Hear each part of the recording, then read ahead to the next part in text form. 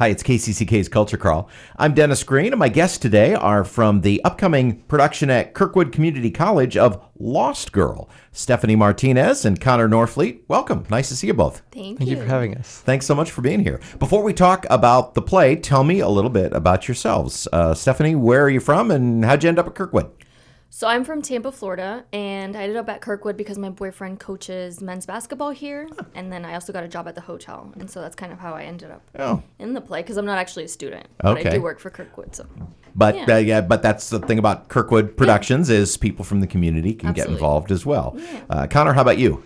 I'm from West Branch, Iowa, and I came to Kirkwood originally to be an engineering major, but that didn't work out, so I just stuck around for liberal arts. Okay, all right. Well, nice to have you both. Let's start with the capsule description of the play, because that will kind of be our jumping off point to, because this is a familiar story. Yes. It's the Peter Pan story, but told from a little different point of view, right, Stephanie? Mm-hmm. Yeah, so it's basically told from Wendy's point of view, and you get to see the Lost Boys, you get to see different parts of her, and just the way that it's written, I think it's just so neat. And I think I don't want to give anything away, but I think we don't want to spoil. Yeah, when you watch it, I've never really read anything like this. It's really unique. And Connor, you play Peter. Yes. Normally the title character of this show, but still really involved, but again, a slightly different take. Yeah. How is the character of Peter different in this play than kind of what we think of as our classic representation of him? It's not too different. It's the same, personality. He's still aloof in his own little childlike wonder, but you don't get to see as much of that as you get to see how Wendy views him as some idol.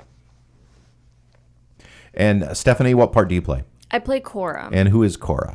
Cora is one of the girls that Peter has also asked to, go away with him and kidnapped. However you want to word it. Yes. Yeah. Just one of the other girls. Yeah. So before Wendy, after Wendy, at the same time, how does? I'm not sure. I think it's before we kind of know his thing, how he works, and we're just trying to talk to her because she is still in this mindset of, I have to find him, and seeing him as this grand figure, and we kind of already have had our moment or our time to get over it and get through. I know that we don't want to spoil too much, but tell me a little bit about the changes that Wendy goes through, because I'm sure at the beginning it's very much an adventure, and then I'll bet reality sets in. Yeah. Oh, I feel like this is a hard one to explain without giving it away. There's definitely the character development, and you get to see just her as she, progresses, and how she's dealing with this boy and the situation, this relationship that she can't let go. And then you get to see how she handles it. Whether she does or doesn't let go. Yes, that's exactly. Does she? I don't know. Yeah. Well, that's why you have to go and see the show. What's Connor, as Peter, when you read the script, and I'm sure you had some familiarity with with Peter Pan and the story and everything, what surprised you about this take? I just have never. The script is laid out in a really interesting way. It's not like a classic scene to scene character dialogue. It's a lot of it is spoken thoughts that aren't actually spoken. It's not dialogue between characters as much as it is reading what Wendy is thinking. Oh, kind of more internal dialogue? Yeah. Oh, interesting. Really interesting take on it. That's easy to do badly. Can be. So I'll bet that was extra challenging. Yeah, for sure.